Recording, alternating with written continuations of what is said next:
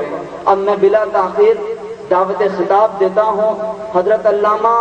مولانا محمد لیاقت حیات زیدہ مجدہ کو کہ وہ اپنے روحانی عرفانی بیان سے ہمارے قلوب و اذہان کو منور فرمائے۔ جناب حضرت علامہ مولانا لیاقت حیات صاحب زیدہ مجدہ۔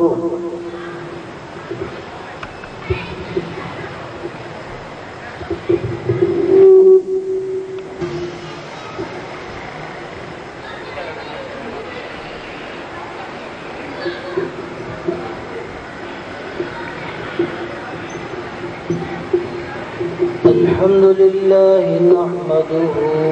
ونستعينه ونستغفره ونؤمن به ونتوكل عليه ونعوذ بالله من شرور أنفسنا ومن سيئات أعمالنا من يهده الله فلا مضل له ومن يضلله فلا هادي له ونشهد أن لا إله إلا الله وحده لا شريك له ونشهد أن سيدنا ومولانا محمدا عبده ورسوله أما بعد فأعوذ بالله من الشيطان الرجيم بسم الله الرحمن الرحيم إن الله وملائكته يصلون على النبي يا أيها الذين آمنوا صلوا عليه وسلموا تسليما صدق الله مولانا العلي العظيم وبلغنا رسوله النبي الكريم ونحن على ذلك لمن الشاهدين والشاكرين والحمد لله رب العالمين الصلاة والسلام عليك يا رسول الله الصلاة والسلام عليك يا حبيب الله الصلاة والسلام عليك يا رحمة للعالمين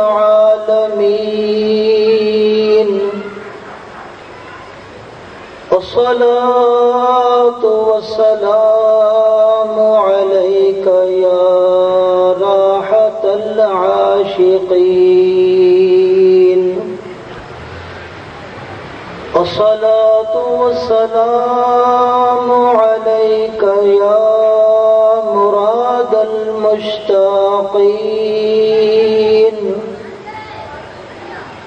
الصلاة والسلام عليك يا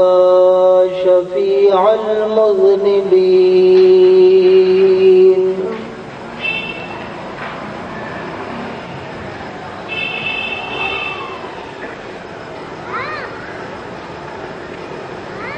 حمد و صلوات کے بعد واجب الاحترام دوستوں اور بزرگوں، آپ حضرات جانتے ہیں کہ آج سے انشاءاللہ نبی اکرم رحمت عالم نور مجسم صلی اللہ علیہ وسلم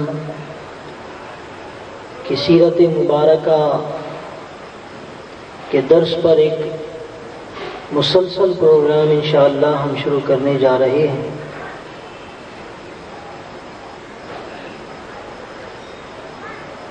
اور اس سلسلے میں ہماری کوشش یہ ہوگی کہ ہم آپ تک نبی پاک صلی اللہ تعالی علیہ وسلم کی سیرت مبارکہ کے ان گوشوں کو پہنچائیں، نبی اکرم صلی اللہ تعالی علیہ وسلم کی سیرت مبارکہ کہ وہ پہلو آپ کے سامنے لائیں جن کو جاننے کے بعد ہمیں نبی پاک صلی اللہ تعالی علیہ وسلم کی محبت اور عشق رسالت کا جذبہ مزید موجزن ہو، اور عشق رسالت میں آپ صلی اللہ تعالی علیہ وسلم ہمیں ہمارے لیے اطاعت رسول اور پیروی رسول کا ذریعہ اور سبب بن جائے۔ محترم دوستوں اور بزرگوں، اگر اس وقت عالمی سطح پر پورے عالم اسلام کا جائزہ لیا جائے تو یہ بات دیکھنے میں آئے گی کہ اس وقت عالم اسلام عمومی طور پر اس کی حالت ناگفتنی ہے۔ اس وقت عالم اسلام ایک انتشار اور ابتری کا شکار دکھائی دے گا۔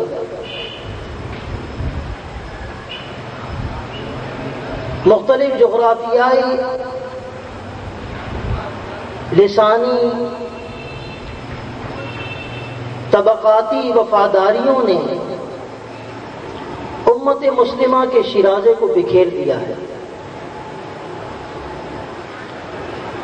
آج اگر ہم عالمی سطح پر دیکھتے ہیں تو مسلمان منتشر ہونے کی وجہ سے، عالم اسلام میں اتفاق اور اتحاد نہ ہونے کی وجہ سے، عالمی سطح پر مسلمانوں کا، اہل اسلام کا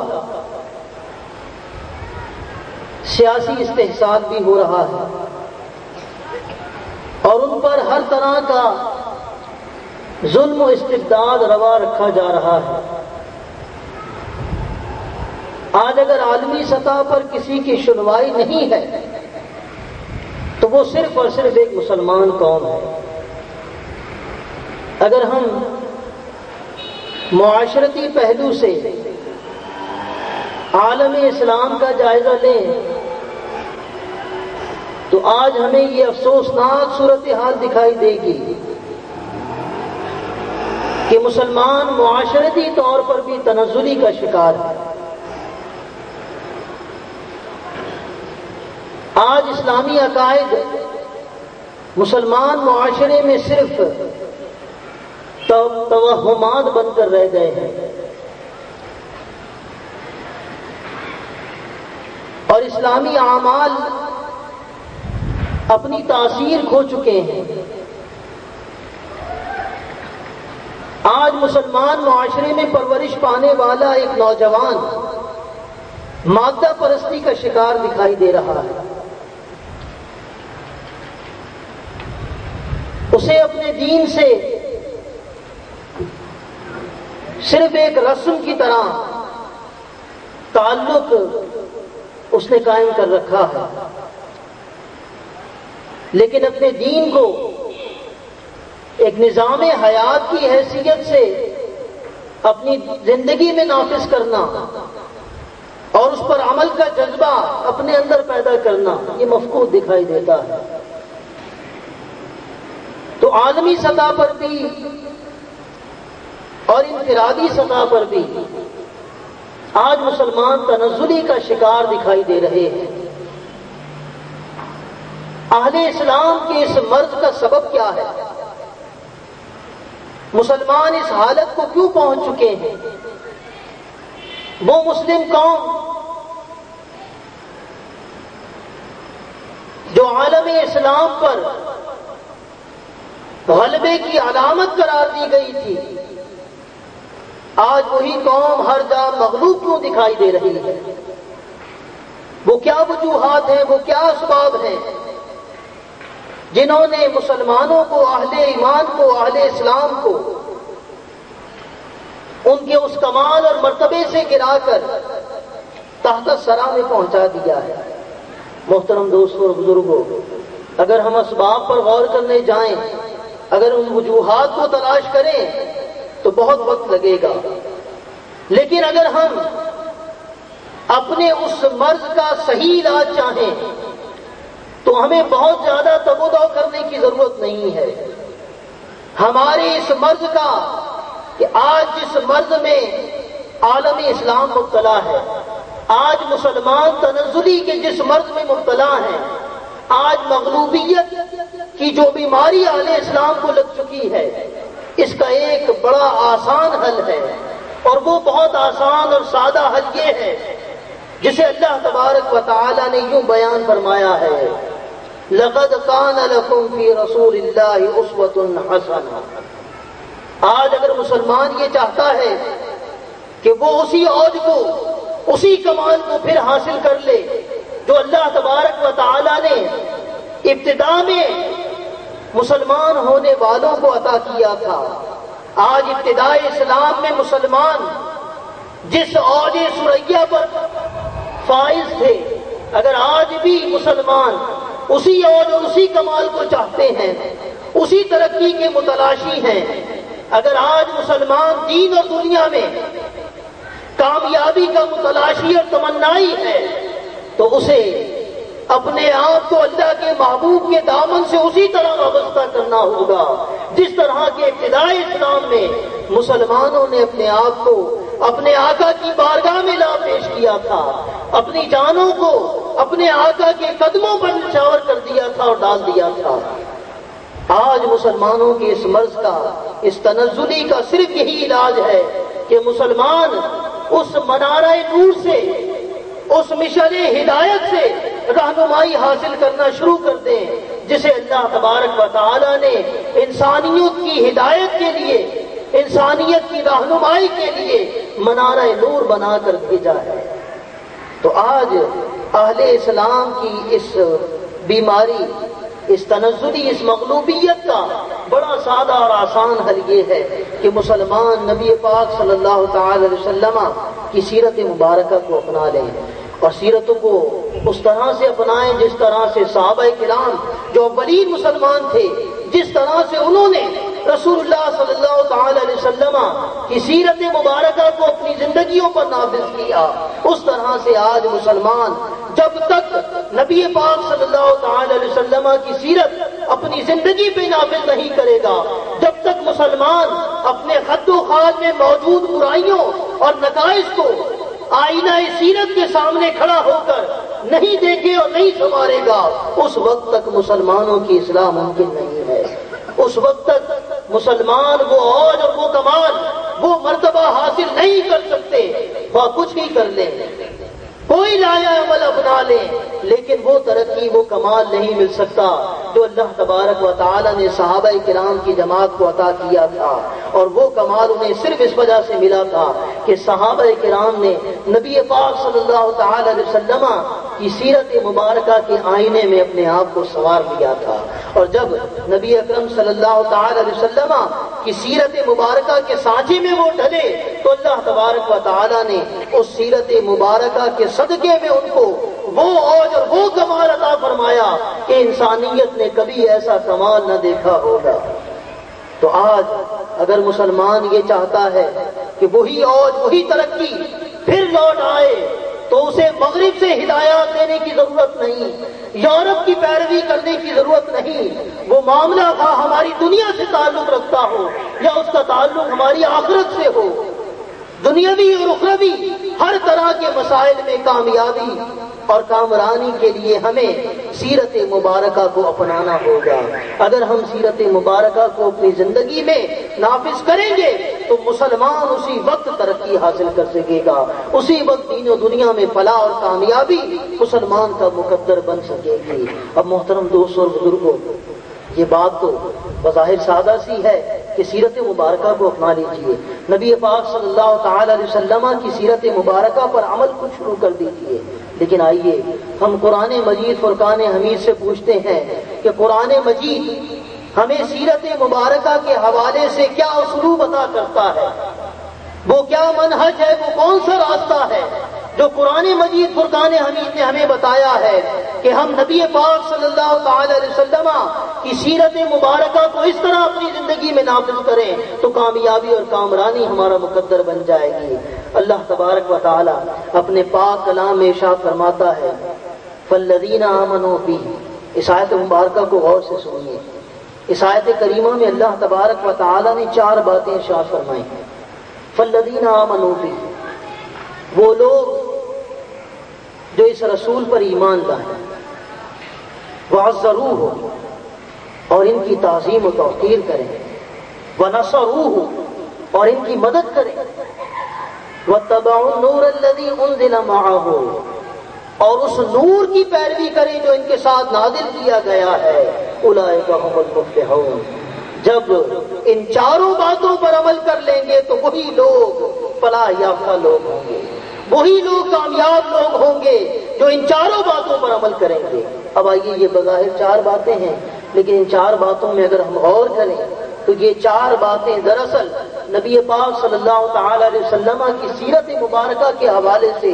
2 طرح سے ہمیں رہنمائی دے رہی ہیں۔ آپ کی سیرت مبارکہ کے 2 پہلو ہمارے سامنے اجاگر کر رہی ہیں۔ وہ 2 پہلو کیا ہیں؟ دیکھیے قرآن مجید کی اس آیت میں پہلی بات جو کہی گئی فالذین آمنوا، دوسری بات جو کہی گئی وعزروہ، یہ 2 باتیں اگر ہم غور کریں تو آپ پر ایمان لانا ہے اور آپ کی تعظیم اور توقیر کرنا ہے۔ جب ان 2 باتوں پر ہم غور کریں گے تو نبی پاک صلی اللہ تعالی علیہ وسلم کی سیرت مبارکہ کا یہ پہلو ہمارے سامنے آ رہا ہے کہ ہم نے آپ پر ایمان بھی لانا ہے اور آپ کی تعظیم اور توقیر بھی کرنی ہے۔ اس کا مطلب یہ ہے کہ ہم نے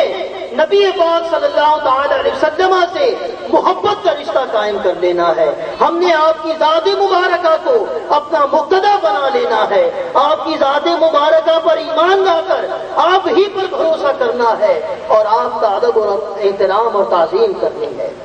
تو یہ پہلی 2 باتیں گویا آپ کے ادب و احترام سے تعلق رکھتی ہیں، آپ کی ذات مبارکہ سے تعلق رکھتی ہیں۔ گویا قرآن نے ہمیں سیرت مبارکہ کا پہلا پہلو یہ دے دیا کہ سب سے پہلے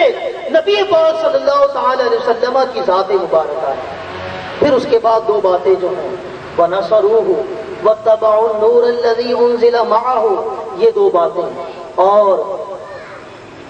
ان کی اطاعت، ان کی مدد کریں، وَنَصَرُوهُ، ان کی اعانت کریں، وَاتَّبَعُوا النُّورَ الَّذِي أُنزِلَ مَعَهُ، اور اس نور کی پیروی کریں جو ان کے ساتھ نازل کیا گیا۔ یہ 2 باتیں اگر ہم غور کریں تو نبی پاک صلی اللہ تعالی علیہ وسلم کی تعلیمات سے تعلق رکھتی ہیں، وہ تعلیمات جو رحمت عالم صلی اللہ تعالی علیہ وسلم اپنے پروردگار کی طرف سے لے کر انسانوں کے درمیان تشریف لائے۔ اب یہ 2 باتیں ان تعلیمات سے تعلق رکھتی ہیں۔ اب قرآن مجید فرقان حمید کی روشنی میں سیرت مبارکہ کا یہ اسلوب ہمارے سامنے آ گیا کہ ہم نے سیرت مبارکہ پر اس طرح عمل کرنا ہے کہ پہلے آپ کی ذات مبارکہ سے تعلق جوڑنا ہے، پہلے آپ کی ذات مبارکہ سے محبت کا رشتہ قائم کرنا ہے، اور پھر اس کے بعد آپ کی لائی ہوئی تعلیمات پر عمل کا رشتہ قائم کرنا ہے۔ جب ہم یہ کر لیں گے تو اللہ تبارک و تعالیٰ نے فرمایا اولئک ھم المفلحون، جس نے ایسا کر لیا کہ میرے محبوب کی ذات سے اپنا محبت کا قلبی رشتہ قائم کر لیا اور ان کی لائی ہوئی تعلیمات پر عمل کر لیا، تو یہی ہے جو بامراد ہے، یہی ہے جو فلاح یافتہ ہے، یہی کامیاب شخص ہے کہ جس نے نبی پاک صلی اللہ تعالی علیہ وسلم کی سیرت مبارکہ کے ان دونوں پہلوؤں کو اپنا لیا۔ محترم دوستوں اور بزرگوں، اب سیرت مبارکہ کی یہ جو دو پہلو ہیں، آپ کی ذات مبارکہ اور آپ کی تعلیمات، نبی پاک صلی اللہ تعالی علیہ وسلم کی سیرت مبارکہ کے وہ کتب جو اولین ادوار میں دور میں لکھی گئیں، مسلمان فقہا نے، مسلمان محدثین نے، مفسرین نے، علماء نے جو کتابیں لکھی، اگر ان کتابوں کا مطالعہ کیا جائے تو یہ دونوں پہلو بڑے واضح طور پر ابھر کر سامنے آتے ہیں کہ ان کتب میں ان دونوں پہلوؤں پر روشنی ڈالی گئی۔ نبی پاک صلی اللہ تعالی علیہ وسلم کی ذات مبارکہ کے فضائل اور محابت بھی بیان کیے گئے، اور نبی اکرم صلی اللہ تعالی علیہ وسلم کی تعلیمات کو بھی واضح کر کے بیان کیا گیا ہے، دونوں باتیں بیان کی گئی ہیں۔ لیکن محترم دوستوں اور بزرگوں، جب کوئی قوم مغلوب ہو جایا کرتی ہے، جب کوئی قوم غلامی کے دور سے گزر جاتی ہے، اور جب کوئی قوم اپنی اصل کو، اپنے سرمایہ فکری اور علمی سرمایہ کو چھوڑ کر کسی اور طرف نگاہیں جما لیتی ہے، جب زندگی کا فلسفہ، زندگی کے قوانین جب کہیں اور سے اخذ کیا جانا شروع ہو جاتا ہے، تو پھر یہی نتیجہ نکلتا ہے کہ پھر اصل میں وہ تعلیمات، اصل میں وہ احکامات جو اس دین کا مقصود ہوتے ہیں، ان کی صورت بگڑ جاتی ہے۔ یہاں اہل اسلام کے ساتھ بھی یہی ہوا کہ وہ جو تعلیمات تھیں جن میں نبی پاک صلی اللہ تعالی علیہ وسلم کی ذات مبارکہ کو بھی اور آپ کی تعلیمات کو بھی اہمیت اور حیثیت دی گئی تھی، وہاں پر اس اسلوب میں، اس طریقے میں فرق آنا شروع ہو گیا۔ اب مسلمانوں کے درمیان ہی بعض ایسے مفکرین پیدا ہو گئے جنہوں نے اسلام کے مقابلے میں یورپ میں مستشرقین کی جو کتب تھیں، وہ کتابیں جو عیسائیوں نے، یہودیوں نے اور دیگر مذاہب سے تعلق رکھنے والے لوگوں نے جو اسلام کے متعلق کتب لکھی ہیں، ان کتب کا مطالعہ کیا، اور جب وہ ایک سوچی سمجھی سازش کے تحت جو وہاں زہر پھیلایا گیا تھا، جب وہ اس سے متاثر ہو گئے، تو اب جب وہ سیرت کی بات کرنے لگے تو انہوں نے بھی سیرت کی بات کرتے ہوئے وہی بولی بولی جو بولی مغرب کے مستشرقین بول رہے تھے۔ انہوں نے وہ طریقہ اور وہ اسلوب ترک کر دیا جو اسلوب اور طریقہ ہمیں علماء